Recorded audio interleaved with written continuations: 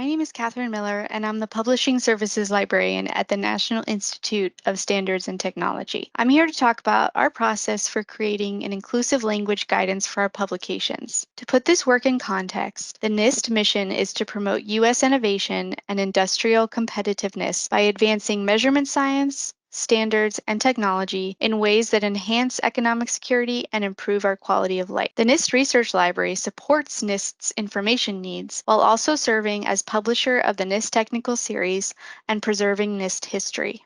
This effort started with recognition that there is language in technology and standards publications, including ones that NIST publishes, that is exclusionary, biased, and harmful. The library collaborated with the Standards Inclusivity effort, as well as other labs and offices at NIST to respond to this problem. The solution was twofold. One, update the NIST Technical Series publication author instructions with new sections on inclusive language. And two, create an inclusive language guidance for NIST staff who participate in standards development activities. I'm going to be talking about the author instructions since this is an audience of library publishers, but there was overlap due to the ongoing collaboration between the projects. This was hard work, good work, but really hard. And as you can see, it took a long time, from May 2020 to May 2021, and really up until today. During this time, we had multiple, sometimes weekly meetings about inclusivity and inclusive language. We consulted many resources from publishers, industry partners, academia, and other standards developing organizations. We wrote multiple drafts that were sent for comment and then spent months going through those hundreds of comments with thorough responses written for each. The most important decision we made during this process was to shift from a list of words to avoid and their preferred alternatives to contextual examples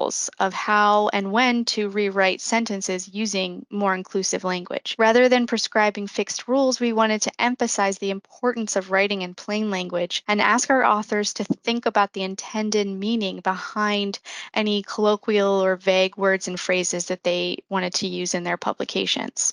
We learned a lot during this process. While these conversations can be uncomfortable, if they are thoughtful and approached with respect, humility, and acceptance, everyone involved will benefit. Additionally, using plain language and paying close attention to the words you choose really does help you become a better communicator. While we found that some of our authors did want to be prescribed a list of words they can't use anymore, our library had to focus on the context of what we were publishing. Finding alternatives to harmful language is important, but there are some words in standards and technology publications that have different connotations, and alternatives may actually change the intended meaning. Thank you for joining me in this lightning talk. I look forward to answering any and all of your questions.